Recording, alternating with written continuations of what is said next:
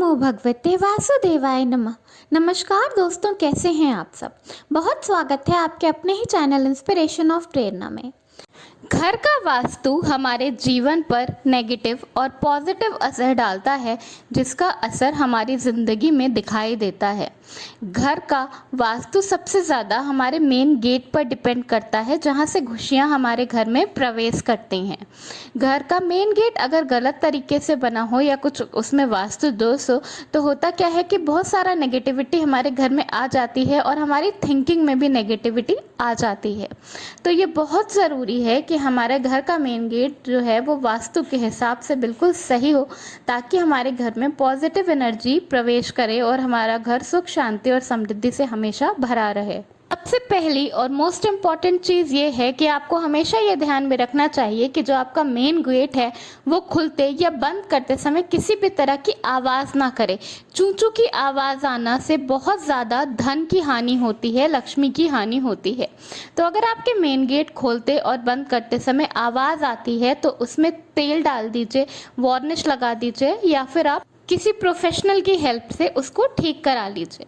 और नेक्स्ट जो इम्पॉर्टेंट चीज़ है वो ये है कि आपको हमेशा ध्यान में रखना चाहिए कि आपके मेन गेट की जो एंट्रेंस है वो इतनी ऊंची हो कि उससे घर का कोई भी सदस्य को सर झुका कर एंटर ना करना पड़े या आते जाते कोई रोड़ा ना अटके, हर इंसान आराम से घर के अंदर आ और जा सके। आजकल लोग ज़्यादातर घर में सिंगल पल्ले वाला मेन डोर रखते हैं, पर अकॉर्डिंग टू वास्तु आपका मेन गेट जो है वो डबल पल्ले वाला होना चाहिए। इससे जो घर का स्वामी होता है उसकी एज भी बढ़ती है, आयु भी बढ़ती है, उसकी हेल्थ अच्छी रहती है और लक्ष्मी की कृपा तो बनी ही रहती है। साथ ही एक बहुत ही इम्पॉर्टेंट चीज़ जो ध्यान में रखने वाली है वो ये है कि आपके घर का जो मेन गेट है वो आपके बाकी डोर से ऊंचा होना चाहिए और चौड़ा होना चाहिए। वास्तु के हिसाब से आपके घर का जो मेन डोर है वो हमेशा बाहर की तरफ खुलना चाहिए, यानी कि घर की बाहर की तरफ।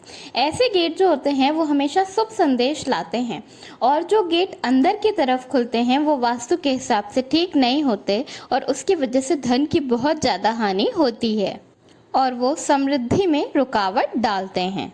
नेक्स्ट चीज़ जो ध्यान में रखने वाली है वो ये है कि वास्तु के अकॉर्डिंग आपके घर के मेन गेट के जस्ट सामने कोई पेड़, खंबा या खंडहर टाइप की कोई चीज़ नहीं होनी चाहिए। ऐसा होने से एक तो घर के लोगों को बहुत ज़्यादा स्वास्थ्य की प्रॉब्लम होती है और धन हानि तो होती ही है, साथ ही आपके घर में नकारात्मक ऊर्जा भी आती है। तो अगर आप इन चीज़ों को अपने घर के सामने से बिल्कुल हटा नहीं सकते तो उसका एक उपाय ये है कि आप अपने घर के गेट पे पूजा करने के बाद स्वास्तिक बना दीजिए और दूसरा वहाँ पर एक तुलसी का पेड़ लगा दीजिए।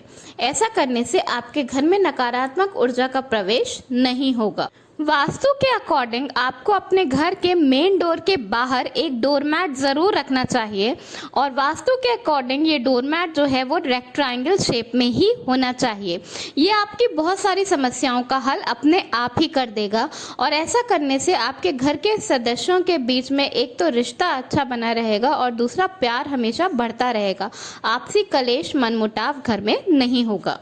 अकॉर्डिंग टू वास्तु आपके घर का मेन गेट आपके घर के सामने की सड़क के अकॉर्डिंग ही बना होना चाहिए। मतलब जितनी चौड़ी आपके घर की सड़क हो उतना ही चौड़ा आपका मेन गेट होना चाहिए। ऐसा करने से आपके घर में बहुत सारी पॉजिटिव एनर्जी का एंट्रेंस होता है और घर में खुशियाँ बनी रहती हैं। जितनी चौड़ाई आपके घर के सामने की सड़क की है उतना ही चौड़ा आपका मेन गेट भी होना चाहिए। तो ये है आपके घर के मेन गेट के बारे में कुछ बहुत ही इम्पॉर्टेंट वास्तु टिप्स जो हर इंसान को ज़रूर जानना चाहिए और कोशिश करना चाहिए कि इसे ज़्यादा से ज़्यादा फॉलो करें। अगर आपके घर के मेन गेट वास्तु के हिसाब से परफेक्ट नहीं है तो आप अपने घर के बाहर एक लोहे का दरवाज़ा लगाकर भी अपने घर का वास्तु ठीक कर सकते हैं। इस तरह से आपके घर का वास्तु भी ठीक हो जाएगा और दूसरा ये है कि आपके घर की सिक्योरिटी भी बढ़ जाएगी। धन्यवाद। आपका दिन शुभ हो।